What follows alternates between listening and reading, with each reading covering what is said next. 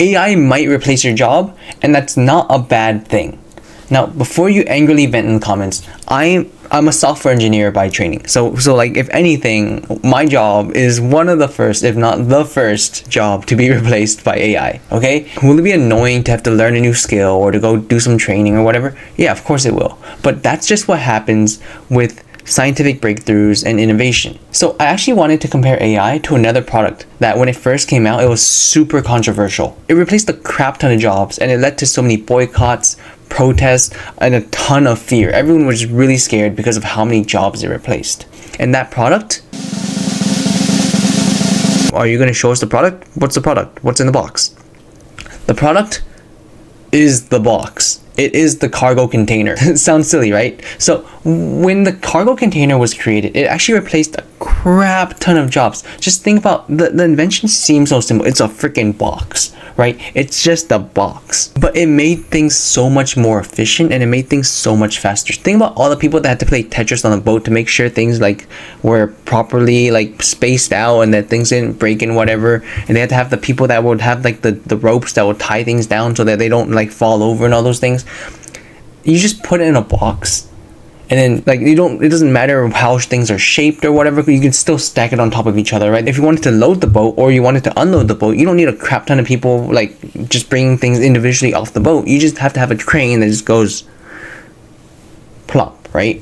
And then think about loading it onto the truck. Instead of having all these people like fastening it on the truck, they specialize. They think about trucks, right?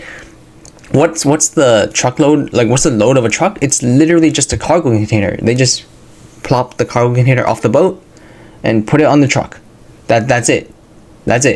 It's so simple but so efficient. So all these jobs were basically rendered useless because of how efficient this container was, which is why there was actually so many boycotts. But like, and was it devastating? Was it like life altering for these people that had these jobs? Yeah, of course it was. There were tons of boycotts of the people that don't want to be replaced. Eventually they did lose their jobs, and it was a massive headache, right? Because their jobs were rendered useless. But eventually they found new jobs, and it wasn't just some other random job, right?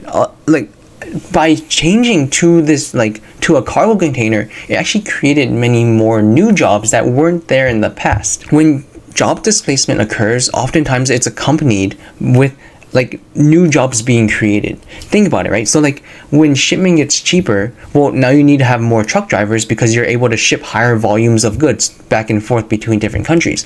When shipping becomes cheaper, then it makes more sense to grow more produce so that you can ship your produce back and forth, because it's just cheaper. You make more money, so then you need more farmers. Think about all the small businesses that actually started their business because of the lower overhead when it comes to shipping, right? They're now able to buy smaller amount of goods for a cheaper rate because they can now afford that shipping cost, when back then it actually cost so much more just to ship like random things over. Think about even like drop shipping, right?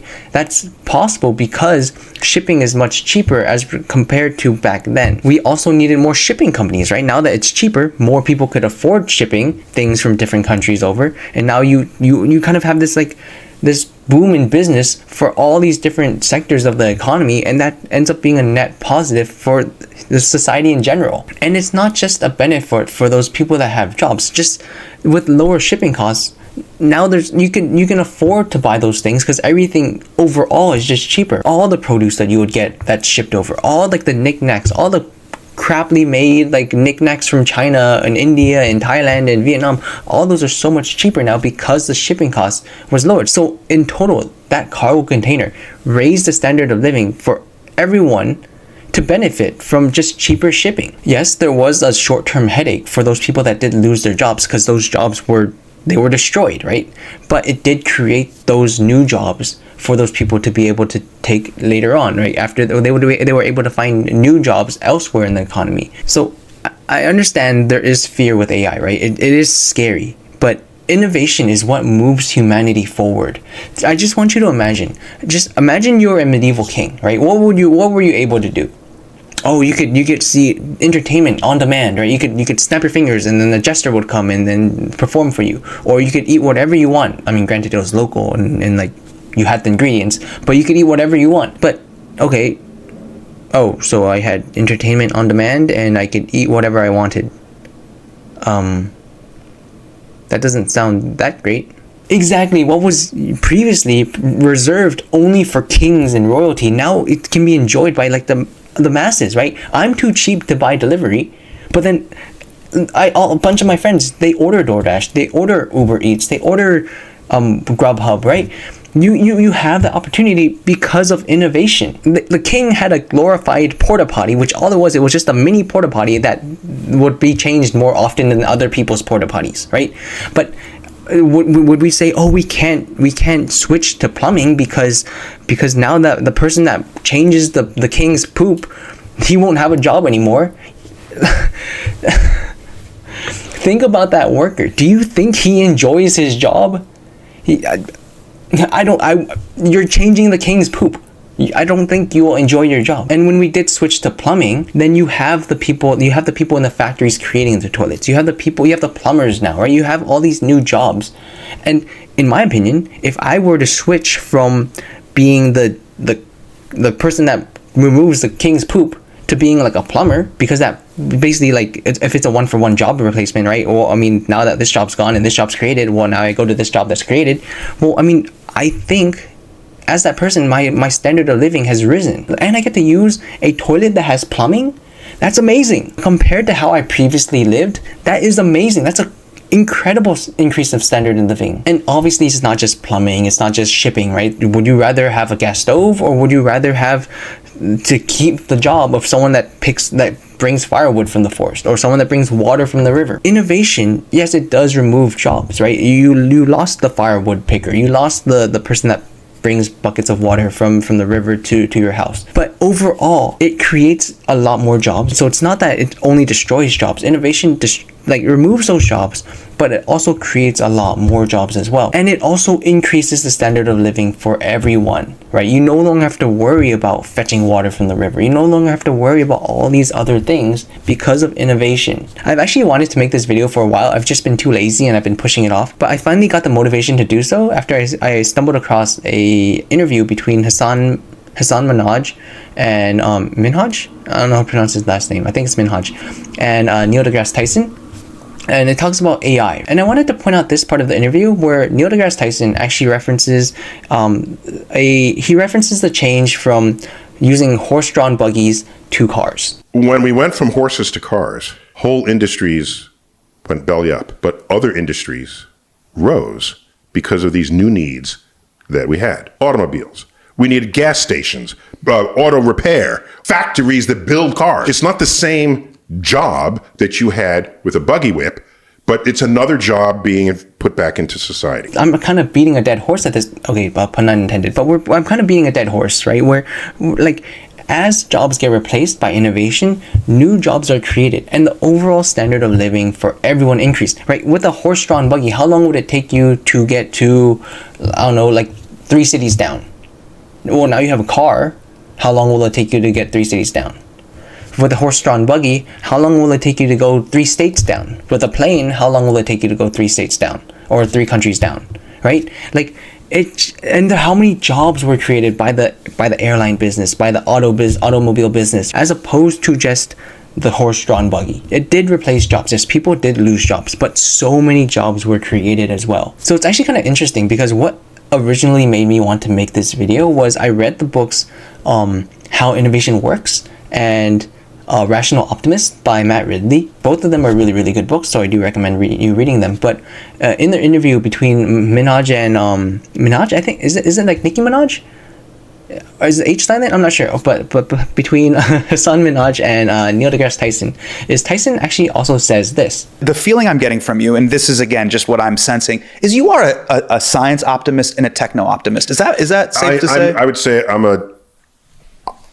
a optimist realist. Which, amazingly, he's basically just saying he's a rational optimist, right? And that's the entire That's the entire book, right? That's what the book's talking about, right? Like there is innovation. Don't be worried about innovation, and you should be optimistic towards the future because that's how innovation is, right? Innovation just raises the standard of living for everybody. So we shouldn't be fearful, but we should be optimistic about how AI and innovation will change human society and improve human society.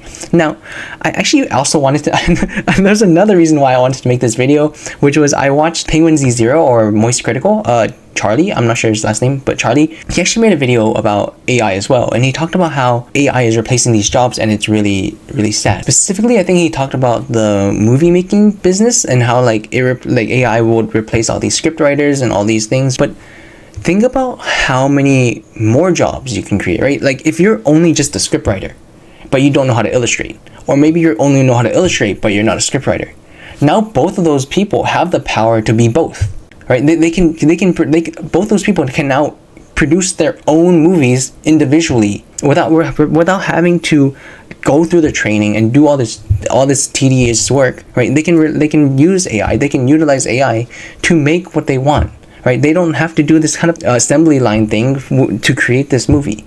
And I think that actually might be pretty good because I think there was a study where people in assembly line style jobs, they were actually less happy because they didn't feel like they were producing anything. All they were doing was maybe they were putting like stitching a needle or something like that, like capping a lid, right? They didn't get to experience the creation of the entire product, right? But now with AI, both those people, they were both kind of just cogs of this like movie making business. Now they can both be their own individual directors, their own individual producers, and they can create their own movies or whatever they want to create. So will there be short-term pain? Yes, of course, right? With all change, there's pain, right? But you can't improve without change, and you can't change without some type of pain.